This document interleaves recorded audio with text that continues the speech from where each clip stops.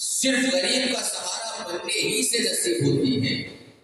غور فرمائیے کہ حضرت سیدی سقطی رحمۃ اللہ تعالی علیہ نماز عید پڑھ کر گھر آ رہے تھے، راستے میں آپ کو یہ لاجواب نیکی کرنے کا موقع مل گیا۔ اس کی برکت سے آپ کو وقت کے ولی کامل حضرت معروف برقی رحمۃ اللہ تعالی علیہ کی دعا نصیب ہوئی اور قسمت چمک گئی۔ اللہ تبارک و تعالی نے اس دعا کی برکت سے آپ پر اپنے قرب کے دروازے کھول دیے اور آپ بلند مقام تک جا پہنچے۔ اللہ پاک نے اپنے نبی رسول ہاشمی صلی اللہ علیہ وآلہ وسلم کا فرمان عالی شان ہے، تمہارا اپنے مسلمان بھائی کے دل میں خوشی داخل کرنا مغفرت کو واجب کرنے والے اعمال میں سے ہے۔ ایک حدیث پاک کو بیان فرمایا، اللہ تبارک و تعالیٰ کے ہاں فرائض کے بعد سب سے پسندیدہ عمل مسلمان کے دل میں خوشی داخل کرنا ہے۔ اسی طرح مسلمانوں کے دوسرے خلیفہ حضرت عمر فاروق اعظم رضی اللہ تعالیٰ عنہ سے روایت ہے کہ اللہ پاک کے آخری نبی رسول ہاشمی صلی اللہ علیہ وآلہ وسلم سے پوچھا گیا، اعمال میں سے افضل عمل کون سا ہے؟ آپ صلی اللہ علیہ وآلہ وسلم نے فرمایا، مسلمان کے دل میں خوشی داخل کرنا افضل عمل ہے، اور اس کا طریقہ یہ ہے کہ تم اسے کپڑے مہیا کر دو یا کھانا کھلا کر، یا اس کی بھوک مٹا دو، یا اس کی کوئی ضرورت پوری کر دو۔ ایک اور مقام پر پیارے آقا صلی اللہ علیہ وآلہ وسلم نے ارشاد فرمایا، جو اپنے مسلمان بھائی کی خواہش میں اس کی موافقت کرے اس کی مغفرت کر دی جائے گی۔ کتنا آسان عمل ہے مسلمان کے دل میں خوشی داخل کرنا۔ ایک بہت خوبصورت حدیث پاک صحابی حضرت عبداللہ ابن عمر رضی اللہ تعالیٰ عنہ سے روایت ہے، آپ فرماتے ہیں کہ ایک روز ہم پیارے آقا صلی اللہ علیہ وآلہ وسلم کی خدمت سراپا عظمت میں حاضر تھے۔ آپ صلی اللہ علیہ وآلہ وسلم نے صحابہ کرام سے ایک سوال پوچھا، درختوں میں سے ایک درخت ہے، اس کے پتے نہیں گرتے، اس کی مثال مسلمان جیسی ہے، بتاؤ وہ کون سا درخت ہے؟ اب صحابہ کرام علیہ رضوان سوچنے لگے کہ وہ ایسا کون سا درخت ہو سکتا ہے جس کے پتے بھی نہیں گرتے، اس کی مثال مسلمان جیسی ہے۔ کوئی کچھ سوچ رہا تھا، حضرت عبداللہ بن عمر رضی اللہ تعالیٰ عنہ فرماتے ہیں، میرے ذہن میں اس سوال کا جواب آ گیا، مگر میں چھوٹا بچہ تھا، مجھ سے بڑی عمر کے صحابہ کرام علیہ رضوان موجود تھے، اس لیے ان کی حیا کی وجہ سے جواب نہ دیا۔ پھر آخر پیارے آقا صلی اللہ علیہ وآلہ وسلم نے خود ہی فرمایا، یہ کھجور کا درخت ہے۔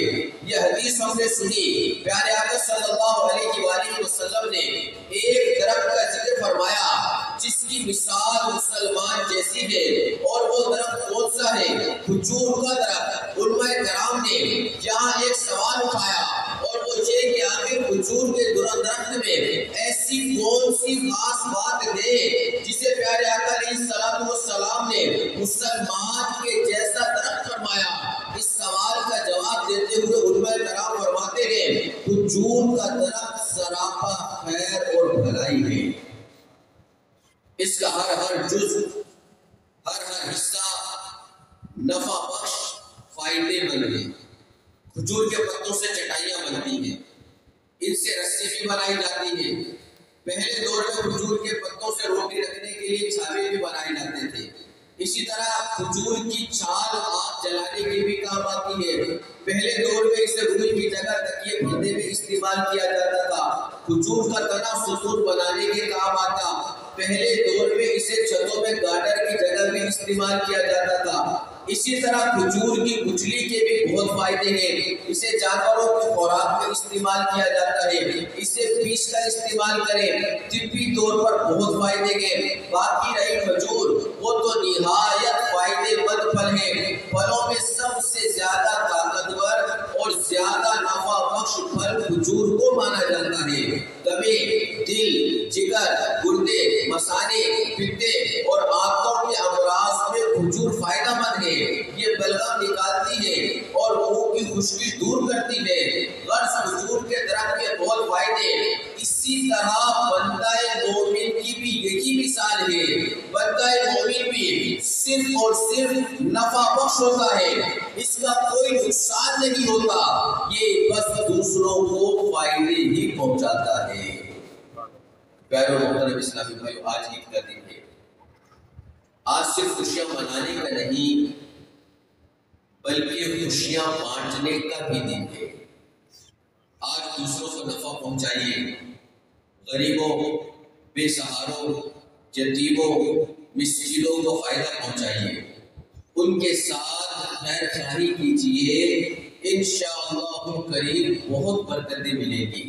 حدیث پاک میں ہے لوگوں میں سے بہتر وہ ہے جو لوگوں کو نفع پہنچائے۔ اللہ تبارک و تعالیٰ نے قرآن کریم میں ایک مثال ذکر فرمائی، اس مثال کا خلاصہ کچھ یوں ہے کہ آسمان سے موسلا دھار یعنی تیز بارش برستی ہے، ندی نالے بہنے لگتے ہیں۔ اب ہوتا کیا ہے، جب پانی تیز بہ رہا ہوتا ہے تو اس کے اوپر کچھ جھاگ آ جاتی ہے، تو اللہ تبارک و تعالیٰ نے فرمایا کہ جھاگ تو ضائع ہو جاتا ہے اور وہ جو لوگوں کو فائدہ دیتا ہے وہ زمین میں باقی رہتا ہے۔ یعنی پانی کے اوپر آنے والی جھاگ اگرچہ کچھ دیر کے لیے پانی کو ڈھانپ لیتی ہے مگر زیادہ دیر تک ٹکتی نہیں ہے، جلد ہی ختم ہو جاتی ہے، مگر پانی وہ چونکہ نفع بخش ہوتا ہے، قدرت کی جانب سے اس کی حفاظت کا سامان کیا جاتا ہے، اسے زمین چوس لیتی ہے، اپنے اندر سٹور کر لیتی ہے، پانی کو بادل بنا کر ہوا کے کاندھوں میں سوار کر دیا جاتا ہے، اسے گلیشیئر کی صورت میں محفوظ کر لیا جاتا ہے۔ غرض جھاگ جو لوگوں کو فائدہ نہیں پہنچاتی وہ جلد ختم ہو جاتی ہے، جب یہ پانی لوگوں کو فائدہ پہنچاتا ہے لہذا اسے محفوظ کیا جاتا ہے۔ یہاں قرآن کریم کے ان مبارک الفاظ پر غور فرمائیے، اور وہ جو لوگوں کو فائدہ دیتا ہے وہ زمین میں باقی رہتا ہے۔ معلوم ہوا جو نفع بخش ہوتا ہے، جو لوگوں کو فائدہ پہنچانے والا ہوتا ہے، اس کی حفاظت کا انتظام اللہ رب العزت کی طرف سے کیا جاتا ہے۔ اب یہ حقیقت دیکھ لیجیے، حضور غوث پاک رحمت اللہ تعالی علیہ غریبوں کے ساتھ خیرخواہی کرنے والے تھے۔ آپ کو دنیا سے گئے صدیاں گزر گئی، آج بھی لوگوں کے دلوں میں ان کی عقیدت موجود ہے۔ لوگ کہتے ہیں ہمیں بیٹا چاہیے تاکہ ہماری نسل چلے، ہمارا نام رہے۔ ذرا غور کر کے بتائیے حضور داتا کشمش علی حجویری رحمت اللہ تعالی علیہ کے کتنے بیٹے تھے؟ ایک بھی نہیں۔ مگر دیکھ لیجیے آج بیٹوں والوں کی قبر پر مٹی ڈالنے والا کوئی نہیں، ان کے نشان تک مٹ گئے، مگر الحمدللہ داتا حضور رحمت اللہ تعالی علیہ کے مزار پر انوار پر دن رات خیر عام ہو رہا ہے۔ اللہ پاک کی عطا سے داتا حضور رحمت اللہ تعالی علیہ کے وسیلے سے نہ جانے کتنوں کے دکھ درد دور ہوتے ہیں۔ اسی طرح کتنے اولیاء کاملین ہیں، انہیں دنیا سے رخصت ہوئے صدیاں گزر گئی، سال ہر سال بیت گئے، ان کا نام، ان کی عقیدت، ان کی محبت آج بھی دلوں میں موجود ہے۔ لوگ ان کے مزارات پر حاضر ہوتے ہیں، ان کے لیے فاتحہ پڑھتے ہیں، ان کے نام کی محفلیں سجتی ہیں، ان کو سلام عقیدت پیش کیے جاتے ہیں۔ آخر کیوں؟ اس لیے کہ وہ اللہ تبارک و تعالیٰ کے نیک بندے تھے۔ یہ سب اولیاء کرام دوسروں کو دینی اور دنیاوی ہر لحاظ سے نفع پہنچانے والے تھے۔ آپ جس بھی ولی اللہ کی سیرت اٹھا کر دیکھیے، ایک بات سب کی زندگیوں میں ملے گی کہ یہ بلند رتبہ حضرات غریبوں کی مدد کرنے والے تھے، مسکینوں، یتیموں، بے سہاروں کا سہارا بنا کرتے تھے۔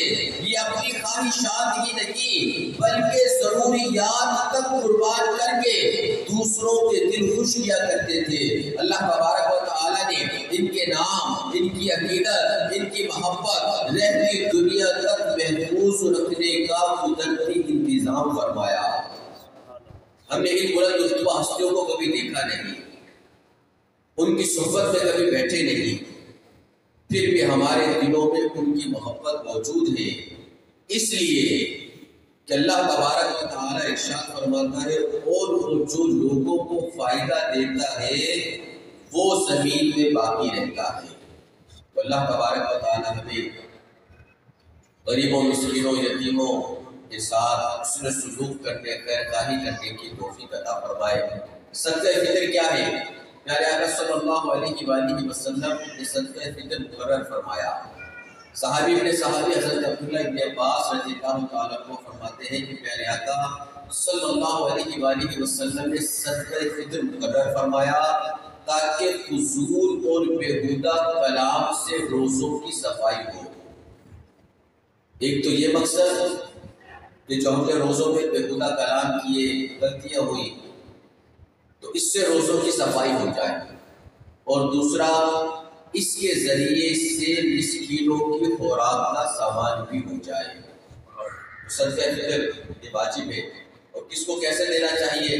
جس کو اللہ تبارک و تعالیٰ نے جیسا مال عطا فرمایا اسی انداز میں اسے صدقہ فطر بھی ادا کرنا چاہیے۔ کشمش کا صدقہ ادا کرے، کھجور کا، جو کا یا گندم کا۔ کشمش کے اعتبار سے ادا کرنا ہو تو اس کی اس سال 6400 روپے فی کس ہے، کھجور کے اعتبار سے 2800، اجوا کھجور کے اعتبار سے 10,400، اور جو شریف کے اعتبار سے 800 روپے، اور گندم کے اعتبار سے 320 روپے۔ تو جس کو اللہ نے مال عطا فرمایا ہے، سوٹ لینا ہو تو مہنگا لیتے ہیں، جوتا لینا ہو تو مہنگا لیتے ہیں، گھڑی لینی ہو تو مہنگی، پرفیوم لینا ہو تو مہنگا، برانڈیڈ، ہر چیز مہنگی سے مہنگی ہم لوگ خریدنے کی کوشش کرتے ہیں، لیکن جب اللہ کی بارگاہ میں دینا ہو تو ہم پوچھتے بتائیں گندم کا کتنا بنتا ہے؟ تو گندم کا تو سب سے کم ہوتا ہے، جو بہت ہی غریب ہے اس کے لیے گندم کا ہے۔ جسے اللہ نے جیسا نوازا ہے ہمیں ویسے ہی فطرہ ادا کرنا چاہیے، مسلمانوں کے ساتھ خیرخواہی کرنی چاہیے، زندوں کے ساتھ بھی اور مرنے والوں کے ساتھ بھی۔ تو آج کے دن ہم اپنے اس دکان کے ساتھ بھی خیرخواہی کریں، ان کے لیے بھی سال ثواب کریں۔ آپ کو ایک وظیفہ عرض کرتا ہوں، منقول ہے کہ جو شخص عید کے دن 300 مرتبہ سبحان اللہ و بحمدہ پڑھے اور فوت شدہ مسلمانوں کی ارواح کو اس کا ایصال ثواب کرے تو ہر مسلمان کی قبر میں 1000 انوار داخل ہوتے ہیں، اور جب وہ پڑھنے والا خود مرے گا اللہ پاک اس کی قبر میں بھی 1000 انوار داخل فرمائے گا۔ اللہ تبارک و تعالی ہمیں عمل کرنے کی توفیق عطا فرمائے۔